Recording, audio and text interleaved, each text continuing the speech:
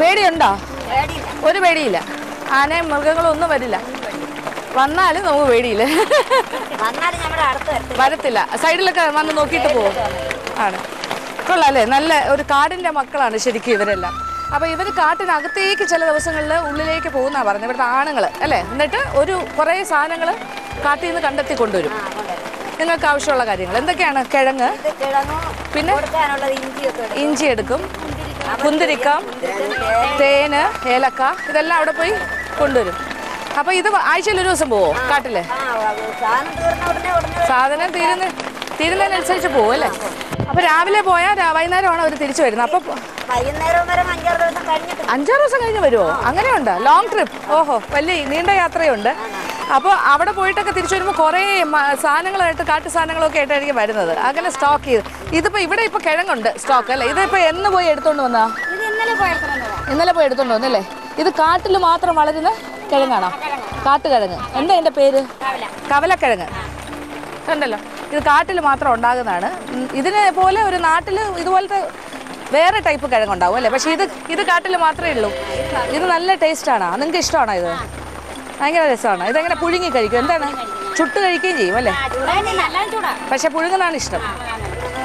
Okay, അപ്പോൾ ഇന്ന് നമുക്കിതൊന്ന് ക്ലീൻ ചെയ്ത് പുഴുങ്ങി എങ്ങനെയാണ് നിങ്ങൾ കഴിക്കുന്നതെന്ന് അതൊന്ന് ടേസ്റ്റ് ചെയ്യുകയും ചെയ്യാമല്ലോ.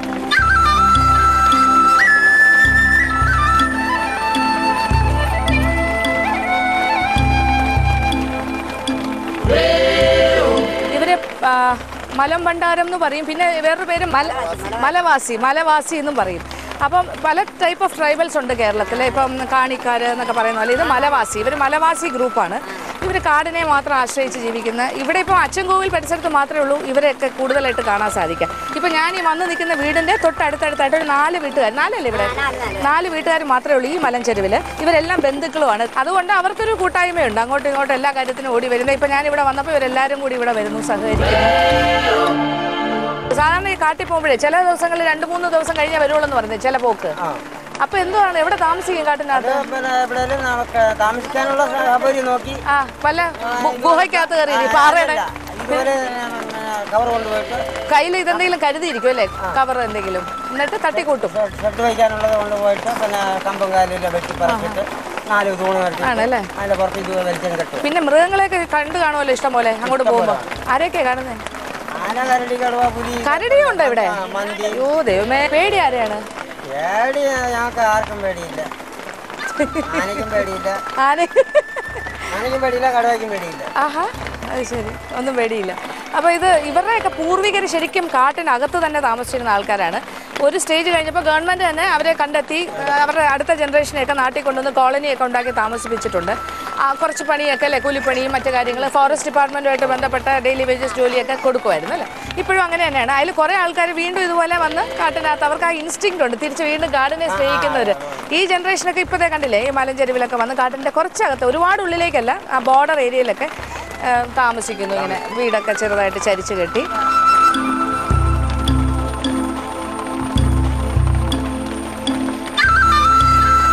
ഇവിടെ എല്ലാ വീട്ടിലും 2 പട്ടിയെങ്കിലും ഉണ്ടെന്നാണ് പറയുന്നത്. കാര്യം ഈ പട്ടിക്ക് പെട്ടെന്ന് സെൻസ് ചെയ്യാൻ സാധിക്കും. മൃഗങ്ങൾ ഏതെങ്കിലും ഈ വീടിന്റെ പരിസരത്ത് വന്നാൽ അവൻ കുരയ്ക്കും. ഇവർ കുറച്ച് അലേർട്ടാവും. ഇവിടെ കണ്ടില്ല, ഒരാൾ അടുപ്പിന്റെ അടുത്ത് വന്നിരിക്കുന്നു, ഇവിടെ ഒരു പൂച്ചക്കുഞ്ഞിരിക്കുന്നു. ഇവരെല്ലാം ഇങ്ങനെ ചൂട് കാഞ്ഞുകൊണ്ടിരിക്കുകയാണ്. പുറത്ത് നല്ല മഴയുണ്ടല്ലോ, അപ്പം നല്ലൊരു വാംത്ത് കിട്ടാനായിട്ട്, നല്ല ചൂട് കായാനായിട്ട് ഇരിക്കുകയാണ്. ഈ കിഴങ്ങ് വേകാനായിട്ട് ഞാൻ വെയിറ്റ് ചെയ്യുന്ന സമയം കൊണ്ട് എനിക്ക് പുതിയൊരു പ്രോഡക്റ്റ് കിട്ടിയിരിക്കുകയാണ്. ഇത് നല്ല ഒറിജിനൽ സാധനം.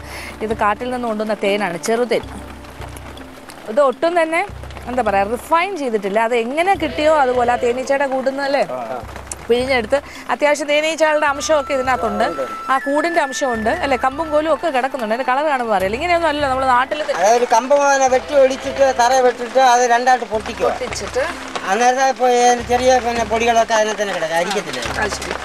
അപ്പം നാട്ടിൽ നമ്മൾ തേൻ എന്നൊക്കെ പറഞ്ഞു കടയിൽ നിന്ന് വാങ്ങുന്നതൊക്കെ നല്ല ശുദ്ധമായ തേനാണ്, കളറൊക്കെ, അതൊക്കെ കുറേ സാധനങ്ങൾ. അതായത് ഞൊടിയൽ പിന്നെ പെരുന്തൽ, ഇത് ചെറുത് ശർക്കരയൊക്കെ ചേർത്തിട്ടൊക്കെ. ഇതാണ് ഒറിജിനൽ കാട്ടിലെ ചെറുതേൻ. ഇത് വളരെ ഔഷധ ഗുണമുള്ള കാര്യമാണ്. ഇതുപോലെ ഒരു കുപ്പി വാങ്ങിച്ച് വീട്ടിൽ വെച്ചാൽ അത്യാവശ്യം എല്ലാ കാര്യങ്ങൾക്കും ഉപകരിക്കും അല്ലേ. മലവാസികളുടെ കയ്യിലൊക്കെ ശരിക്കും ട്രൈബൽ പീപ്പിളിൻ്റെ ഒരുപാട് ഒറ്റമൂലികളുണ്ട്. കാട്ടിനകത്തൊക്കെ പോകുന്ന ആൾക്കാരല്ലേ. അപ്പോൾ ഈ ചില കാര്യങ്ങൾക്ക് ഫസ്റ്റ് എയ്ഡ് പോലെയൊക്കെ. അപ്പോൾ ഇവർക്ക് ഈ വിഷം തീണ്ടിയാൽ, അതായത് പാമ്പൊക്കെ കടിച്ചു കഴിഞ്ഞാൽ പെട്ടെന്ന് ഹോസ്പിറ്റലിലൊന്നും എത്താൻ പറ്റില്ല. അപ്പോൾ ഇവർക്ക് അതിൻ്റെ ചികിത്സ അറിയാം അല്ലേ? പിടിച്ചു നിൽക്കാനുള്ള അത്യാവശ്യം പൊടിക്കൈ കാര്യങ്ങൾ ഫസ്റ്റ് എയ്ഡൊക്കെ അറിയാം. അത് ഇതെന്തുവാ സാധനം? ഇത് അതിൻ്റെ മരത്തിൻ്റെ തൊലിയാണ്. ഇതിൻ്റെ പേര് വിഷപ്പട്ട എന്നാണ് പറയുന്നത്. അപ്പോൾ ഇത് അരച്ച് പാലിൽ ചേർത്ത് കൊടുത്തോണ്ടേ ഇരിക്കണം ഇടയ്ക്കിടയ്ക്ക്. അപ്പോൾ വിഷം ദേഹത്ത് പടരില്ല. ഒന്ന്. രണ്ടാമത് ഇത് ഉരച്ചിട്ട് ആ തീണ്ടിയ ഭാഗത്ത് അല്ലേ, പിന്നെ പാമ്പ് കൊത്തിയ ഭാഗത്ത് തേച്ച് കൊടുക്കും. ഇത് കടിക്കാൻ പറ്റുമോ? ഇത് പട്ട ഇത് വെറുതെ കഴിച്ചാലും നല്ല കയ്പ്പാണ്. ഇത് വെറുതെ കടിക്കാനും കൊടുക്കും. നല്ല കയ്പുള്ള കാര്യമാണ്. പക്ഷേ ഇതൊക്കെ ഇവിടെയൊക്കെ ഇവർക്ക് മാത്രം അറിയണ കുറേ കാര്യങ്ങളാണ്. നിങ്ങൾക്ക് അത്യാവശ്യം നിങ്ങൾക്ക് പാമ്പ് കടി വന്നാലും ചികിത്സിക്കാൻ അറിയാം അല്ലേ? അപ്പോൾ രക്ഷപ്പെടുത്താൻ പറ്റും. ഇത് ഷാജി, ഇദ്ദേഹത്തിൻ്റെ മകനാണ് ഇവിടുത്തെ ഗൃഹനാഥൻ്റെ. ഏത് മരവും കയറും എന്ന് പറഞ്ഞാൽ എക്സ്പേർട്ട് പുത്രൻ. അദ്ദേഹത്തിൻ്റെ ഭാര്യ മരുമോളതേ ഇവരെല്ലാവരും ഇവിടെ തന്നെ ഉണ്ട്. അപ്പുറത്തെ വീട്ടിലാണ് താമസം. അപ്പോൾ ഈ കിഴങ്ങ് പാകത്തിന് വെന്ത് കഴിഞ്ഞപ്പോൾ ഊറ്റിയെടുക്കണം. ആവശ്യത്തിന് ഉപ്പ് അതിൽ ചേർത്തിട്ടുണ്ടായിരുന്നു.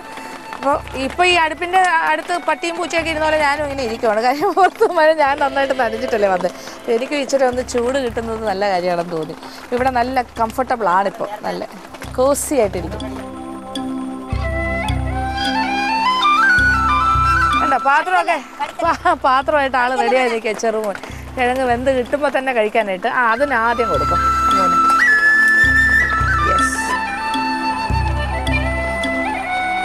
ഏതാണ്ട് ഉരുളക്കിഴങ്ങ് വേവിച്ച പോലെ ഉണ്ട് ഇപ്പോൾ കണ്ടിട്ട്.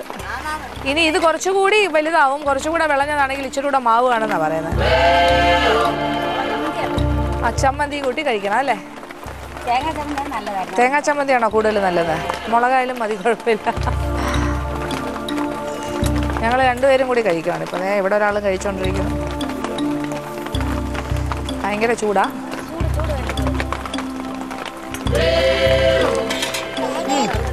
കൊള്ളാം. ഒരു വ്യത്യസ്തമായ ഒരു ടേസ്റ്റ്. കിഴങ്ങിൻ്റെ ടേസ്റ്റാണ്, പക്ഷേ ഡിഫറെൻ്റ് ആയിട്ടുള്ളൊരു കിഴങ്ങിൻ്റെ ടേസ്റ്റ്. ഇത് കാട്ടുകിഴങ്ങല്ലേ, എപ്പോഴും കഴിക്കാൻ കിട്ടുന്നതല്ലോ. കഴിക്കാം. അപ്പോൾ ഈ കേരളത്തിൽ തന്നെ ഈ അച്ചൻകോവിൽ ഭാഗത്തുള്ള മലവാസികൾ എന്നുള്ള ഈ ട്രൈബൽ ഗ്രൂപ്പിൻ്റെ കൂടെ അവരുടെ ഒരു ലൈഫ് സ്റ്റൈൽ, അവരുടെ ജീവിത രീതി, അവർ താമസിക്കുന്ന സ്ഥലത്തൊക്കെ വന്ന് അവർ കഴിക്കുന്ന ഭക്ഷണമൊക്കെ നമ്മൾ കണ്ടു. വളരെ സന്തോഷം ചേട്ടാ. ഞാൻ ഇറങ്ങട്ടെ എന്നാ? ഓക്കെ. എന്തായാലും നമ്മൾ തമ്മിൽ ഇനി നാളെ കാണും. അതുവരെ